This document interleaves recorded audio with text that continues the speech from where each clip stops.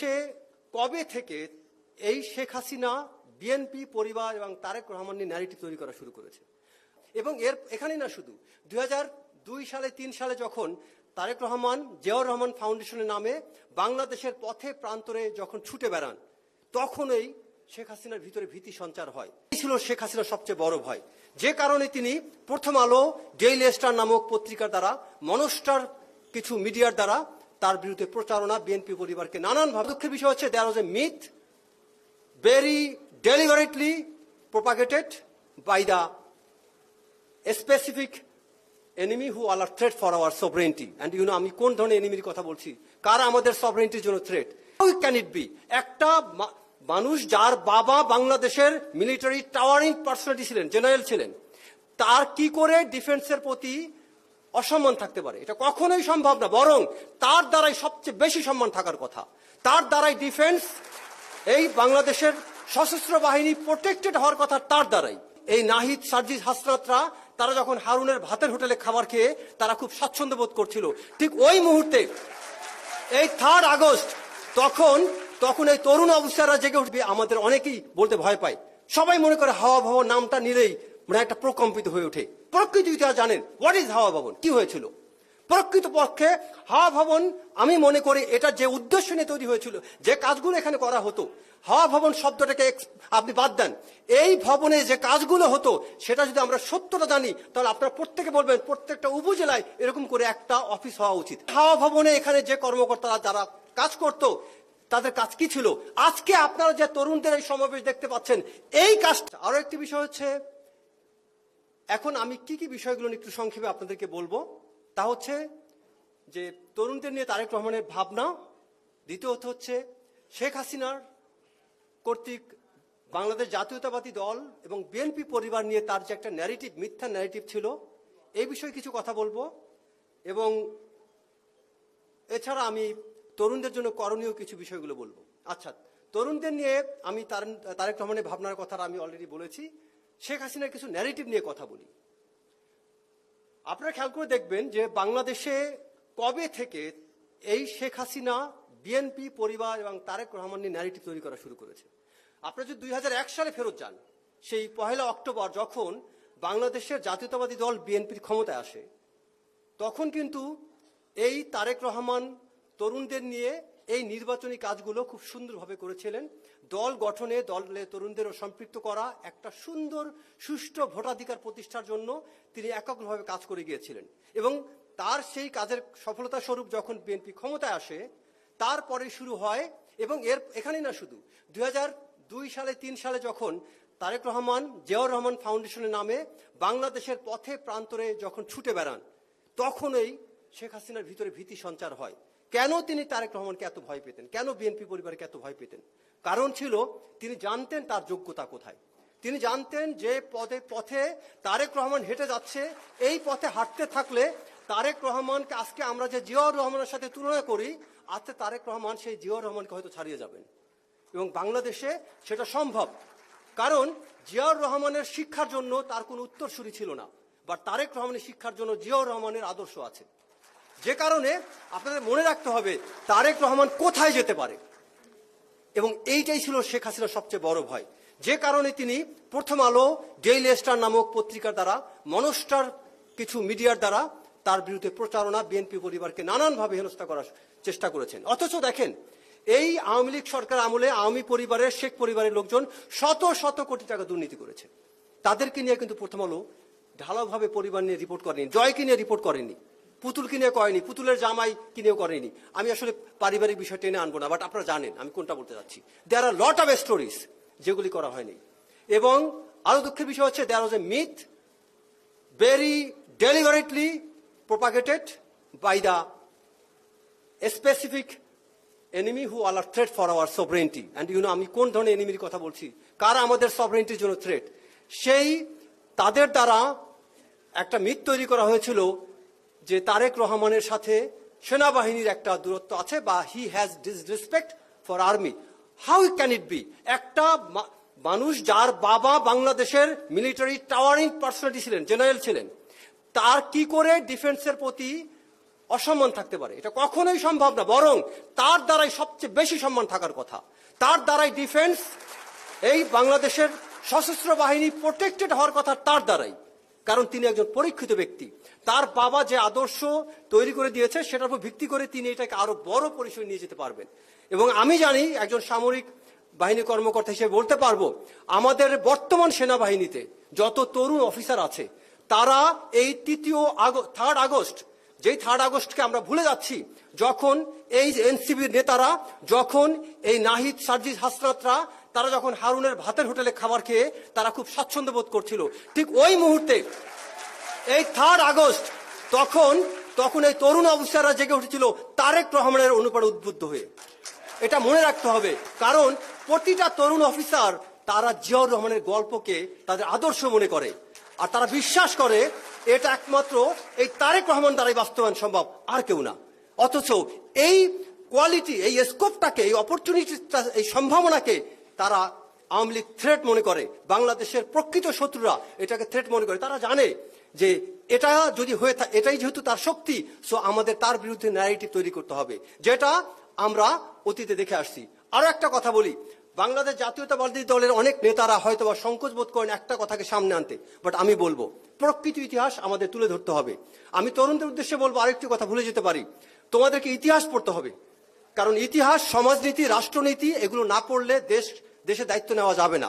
বিশেষ করে এখানে তরুণদের রাজনৈতিক ভাবনার কথা যে বলা হয়েছে, অর্থনীতির মুক্তির কথা বলা হয়েছে, রাজনৈতিক ভাবনার কথা ভাবতে গেলে সেখানে আমি মনে করি প্রতিটা তরুণের সমাজনীতি, রাষ্ট্রনীতি, অর্থনীতি, ইতিহাস, শুধু ইতিহাস না, বাংলাদেশের ইতিহাস, ভারতবর্ষের ইতিহাস, ইউরোপিয়ান ইতিহাস, ইসলামিক ইতিহাস সব জানতে হবে।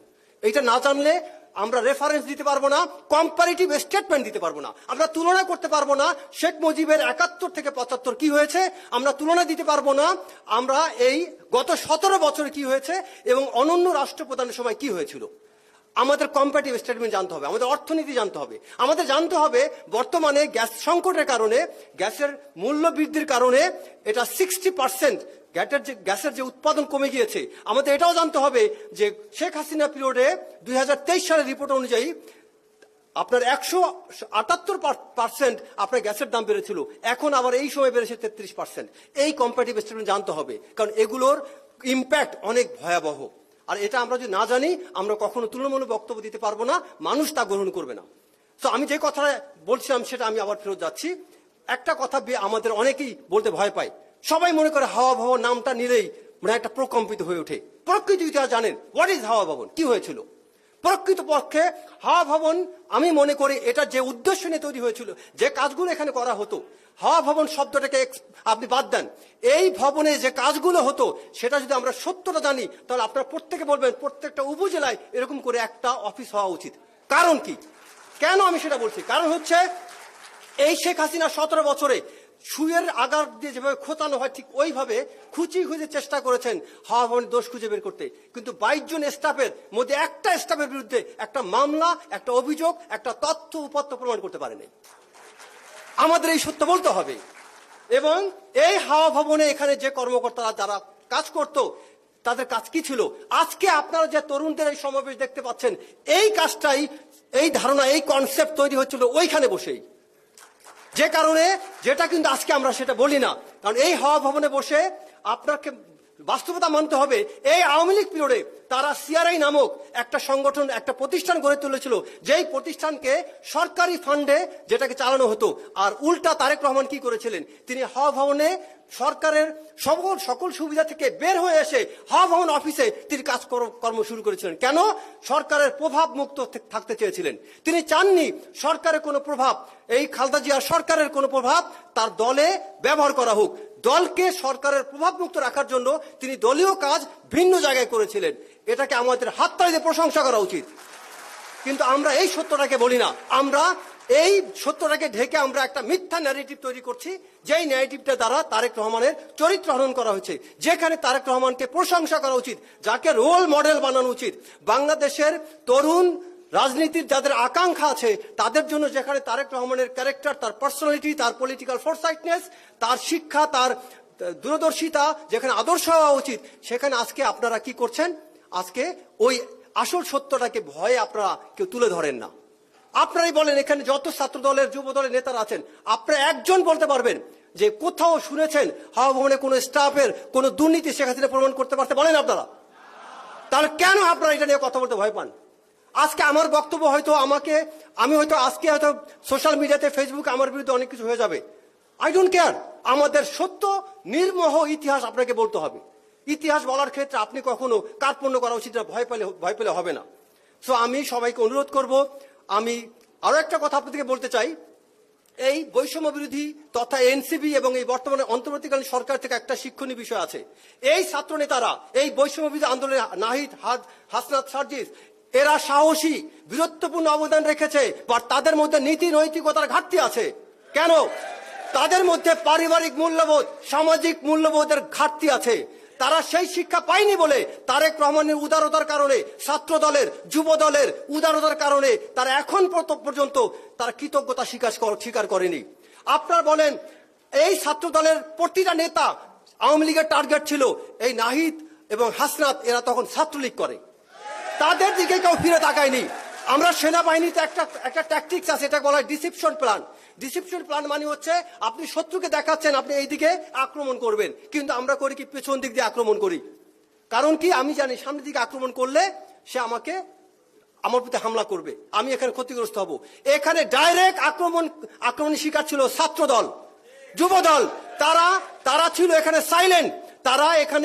তারা বেশ ধারণ করে তারা এখানে চুপচাপ ছিল, তারা আরামে ছিল এবং তারা সুযোগ বুঝে মিডিয়া, ফেসবুক, হারুনের ভাতর হোটেল এইসব জায়গায় ম্যানেজ করে বেরিয়েছে।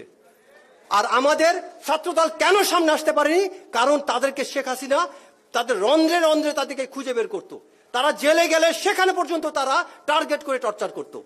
সো এই সত্যটাকে আপনাদের জানতে হবে।